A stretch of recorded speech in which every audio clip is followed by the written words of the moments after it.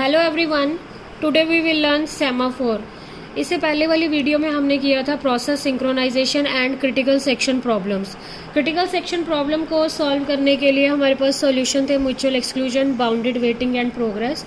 और आज हम यूज़ करेंगे सेमाफोर। सेमाफोर बेसिकली यूज़ हो रहे हैं to provide the synchronization of the task. जितनी भी प्रोसेसेस हमारी एग्जीक्यूट हो रही हैं इन कोऑपरेटिंग एनवायरनमेंट, उनमें रिसोर्सेज किस तरह से शेयर होने चाहिए, कोई शेयर्ड वेरिएबल या शेयर्ड कोड है उसे किस तरह से एग्जीक्यूट किया जाए so that process synchronization maintain रहे। Actually, semaphore is the only thing that follow the mutual exclusion principle strictly and are much more effective than any other method of synchronization.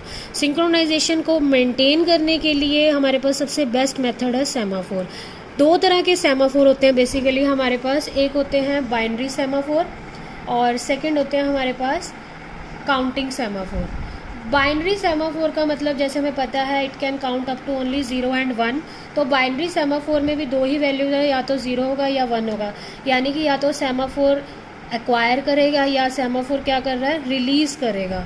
Counting semaphore में हमारे पास values 0 से लेकर maximum number of values कितनी भी हम ले सकते हैं। ओके, तो ये हमारे पास दो तरह के सेमाफोर हैं। आज हम डिस्कस करेंगे काउंटिंग सेमाफोर, जिसमें सेमाफोर की वैल्यू 0 से मैक्सिमम पॉजिटिव नंबर कुछ भी हो सकती है। तो सेमाफोर को डिस्कस करने से पहले बेसिकली हमने कल डिस्कस किया था क्रिटिकल सेक्शन। क्रिटिकल सेक्शन वो एरिया है जहाँ पर हमारे पास शेयर्ड वेरिएबल, शेयर्ड कोड या शेयर्ड रिसोर्सेज हैं और नंबर ऑफ प्रोसेसेस उसमें एंटर करना चाहती हैं। तो एक टाइम पर कितनी प्रोसेस एंटर कर सकते हैं सो दैट शेयर्ड कोड हमारा एग्जीक्यूट हो सके प्रॉपरली। अब हमारे पास सेमाफोर को एग्जीक्यूट करने के लिए दो ऑपरेशन होते हैं। एक होता है हमारे पास एंट्री सेक्शन, एक होता है हमारे पास एग्जिट सेक्शन। कोई भी प्रोसेस अगर क्रिटिकल सेक्शन में एंटर करना चाहती है तो सबसे पहले उसे एंट्री सेक्शन का कोड एग्जीक्यूट करना पड़ता है। अगर एंट्री सेक्शन का कोड प्रॉपरली एग्जीक्यूट हो जाता है तो प्रोसेस क्रिटिकल सेक्शन में एंटर कर जाती है। एग्जिट करने के लिए क्रिटिकल सेक्शन से बाहर जो भी प्रोसेस आती है उसके बाद वो एग्जिट सेक्शन का कोड एग्जीक्यूट करती है। एग्जिट सेक्शन का कोड एग्जीक्यूट होने के बाद क्रिटिकल सेक्शन जो हमारा एम्प्टी है उसमें कोई भी दूसरी प्रोसेस एंटर कर सकती है। तो आज हम सीखेंगे एंट्री सेक्शन का कोड कैसे एग्जीक्यूट होता है और एग्जिट सेक्शन का कोड कैसे एग्जीक्यूट होता है। यहाँ पर हमारे पास देखिए एंट्री सेक्शन के कोड के लिए हम कोई भी टर्म यूज़ कर सकते हैं, आइदर वेट, आइदर पी और डाउन। इन तीनों में से आप कोई भी टर्म यूज़ कर सकते हैं एंट्री सेक्शन का कोड एग्जीक्यूट करने के लिए। इस कोड में बेसिकली देखिए आप क्या है, I have use the term down. आप वेट, पी, डाउन तीनों में से कोई भी टर्म यूज़ कर सकते हैं।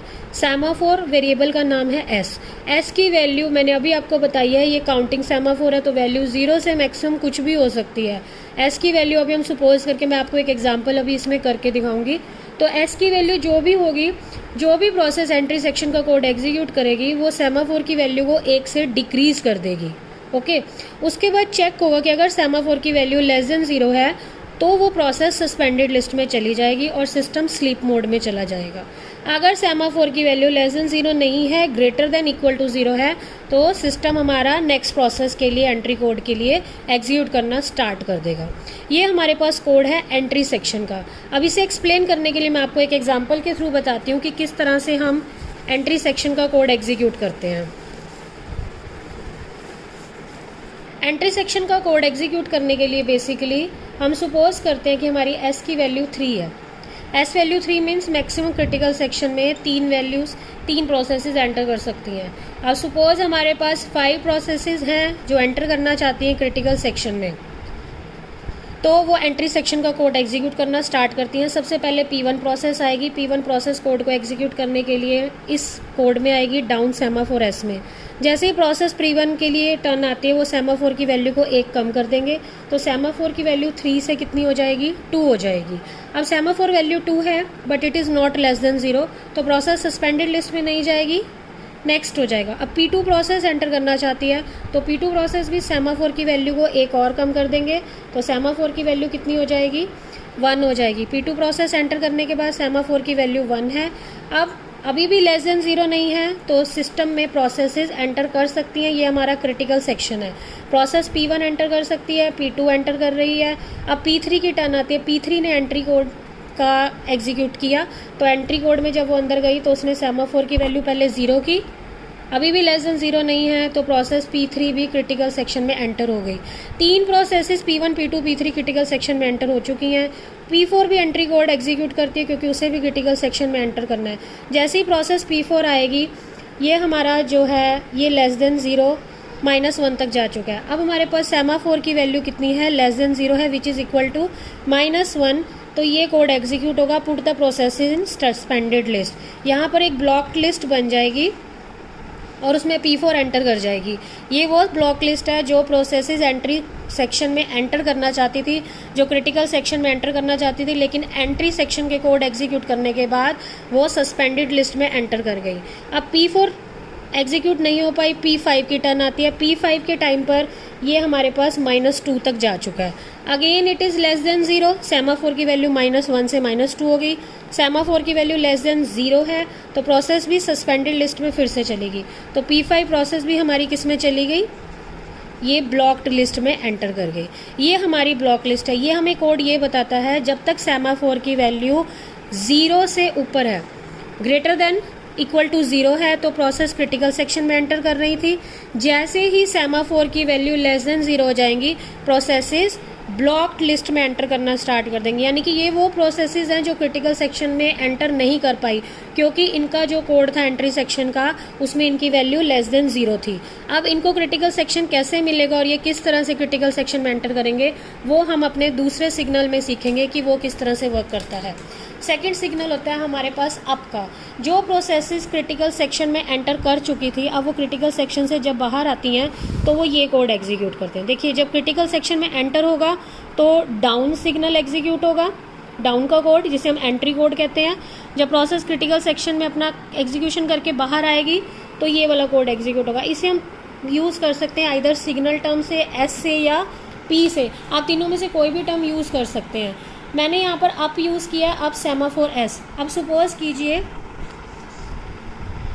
क्रिटिकल सेक्शन में से प्रोसेस P1 बाहर आना चाहती है, तो एंट्री सेक्शन के बाद वो कौन सा कोड एग्जीक्यूट करेगी, एग्जिट कोड एग्जीक्यूट करेगी।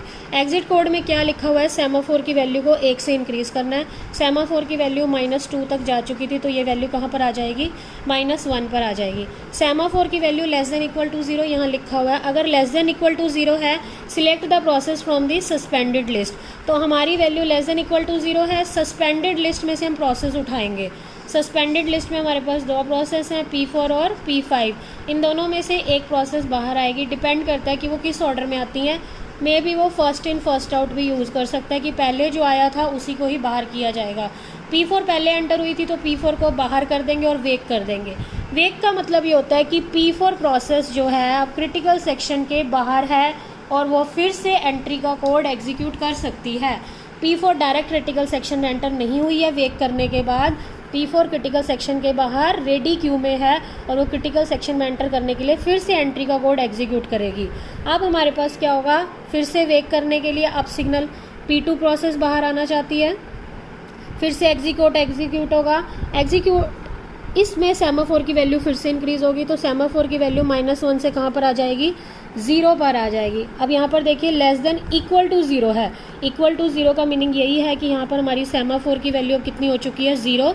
तो ये फिर से प्रोसेस को सस्पेंडेड लिस्ट में से उठाएगा। सस्पेंडेड लिस्ट में से P4 बाहर जा चुकी थी, तो अब हमारे पास कौन सी प्रोसेस है, P5।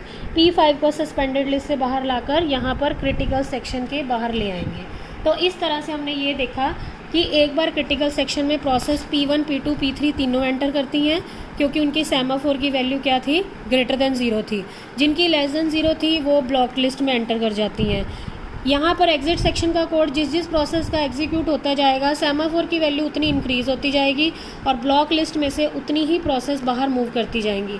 यहाँ पर जितनी प्रोसेस एग्जिट कोड एग्जीक्यूट कर रही हैं उतनी ही प्रोसेस बाहर आकर क्रिटिकल सेक्शन के बाहर फिर से रेडी क्यू में एंटर करने के लिए वेट करें। ये वो प्रोसेस हैं जो क्रिटिकल सेक्शन में एंटर करना चाहती हैं अब, और ये एंट्री सेक्शन का कोड एग्जीक्यूट करेंगे।